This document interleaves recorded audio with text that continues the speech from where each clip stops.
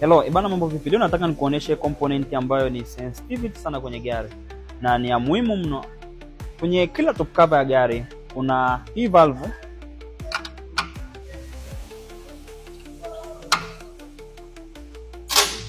Hii valve inajulikana kama PCV valve au kwa kirefu chake ni positive crankcase ventilation valve. Wakati wa utendaji kazi wa engine tunategemea kuna gesi ambazo zinatengenezeka ndani ya engine. Sasa zile gesi hutokea kupitia hii valve.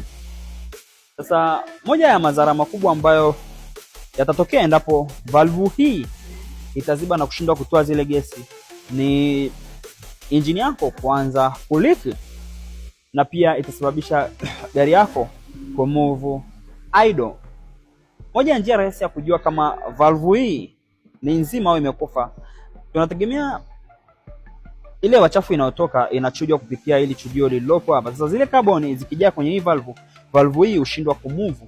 Kwa hiyo moja njia rahisi kabisa ya kujua kama valve hii ni nzima ni kuitingisha. Endapo utaitingisha utasikia ndani ya hii valve kuna mtikiso, kuna mlio unalia ndani, na endapo utakuta haili basi ujue valve yako imekufa. Njia nyingine ni kwa kupuliza. Hakikisha wakati utakapopuliza valve hii itapitisha upepo kwa njia moja, na endapo itapitisha hewa kwa njia zote mbili, basi ujue pia valve yako itakuwa imefeli, kwa sababu itakuwa hairuhusu hewa chafu tu kutoka, itakuwa inaruhusu pia hewa chafu kurudi ndani. Call me Mr. Taram. Hii ni Taram Empire. Make sure una driving ukiwa unatabasamu. Bye bye for now.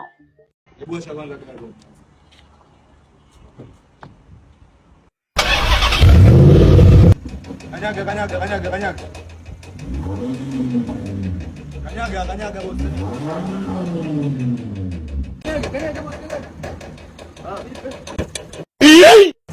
Kanyaga. Wewe vipi? Hii gari yangu bwana. Nani? Bye bye. Tata. Goodbye.